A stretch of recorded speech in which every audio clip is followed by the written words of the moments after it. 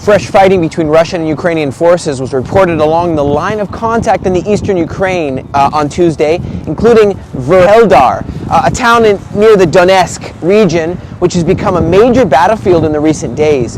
Both sides are claiming to be making progress, and both sides, both on the Russian and Ukrainian side, are claiming that the other side is taking heavy damage. The fog of war is thick, says one analyst. It's very hard to determine what is going on right on the ground. The senior government and military officials on both sides are making these conflicting statements and are also unable to give a clear picture. One thing that does seem clear is that both armies are suffering immense casualties, large amounts of equipment and destruction.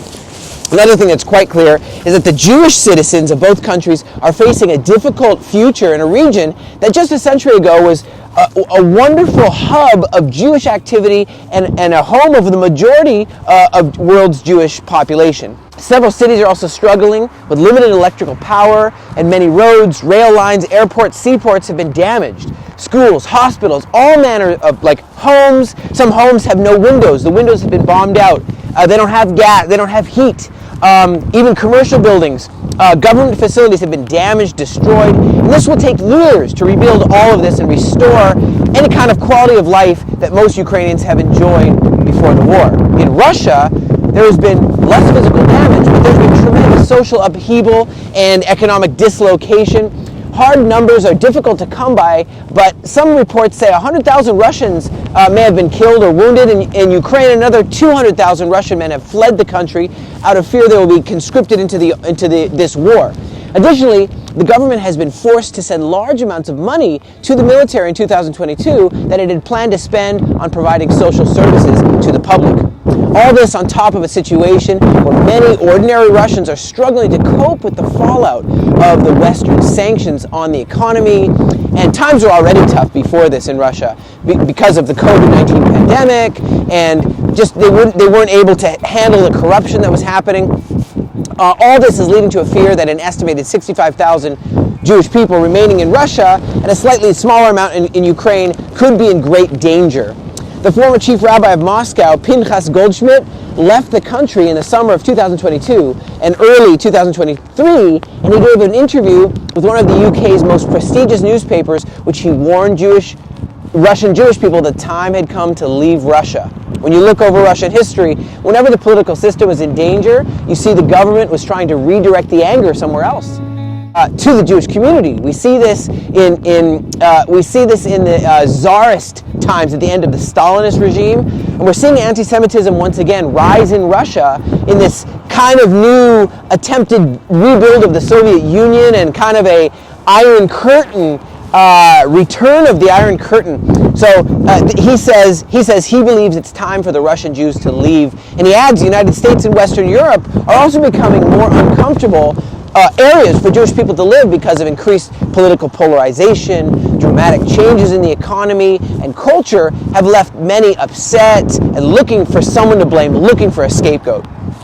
These sentiments have been shared by many other leaders, by Jewish communities in North America, Europe, even Australia, as anti-Semitism has become more mainstream and acceptable in Western countries, if you can believe that.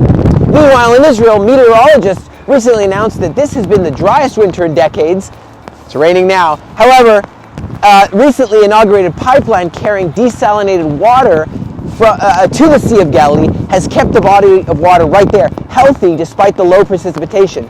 I know it's raining right now, but a deal was struck with the neighboring Jordan, which will see Israel doubling the annual, 500 million cubic meters of water to Jordan, and it's going to double that in return for electricity supplies, which will come and form a newly constructed solar field in the Jordanian desert. So what does this mean? Israel, despite all the problems, all the difficulties, is rapidly becoming the safest place in the world for Jewish people to live. And despite many difficulties, it's a place that offers high quality of life, vibrant economy, many opportunities for cultural, educational, and personal enrichment.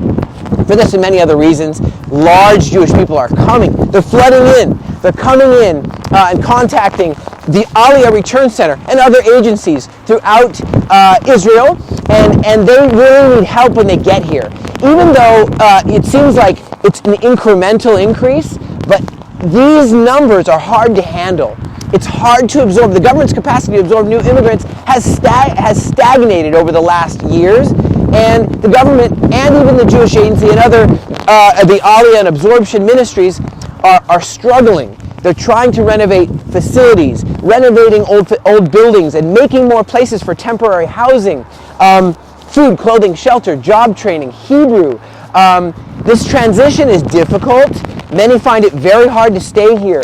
They need help in this transition, and it can take years. The Aliyah Return Center is founded to fulfill the prophetic mandate and practically give a solid foundation, housing, educational activities for these new immigrants as they land. We want to be a help and are a help to bolster the government efforts. And we, in this year, 2023, are upping all sectors of the Aliyah Return Center work.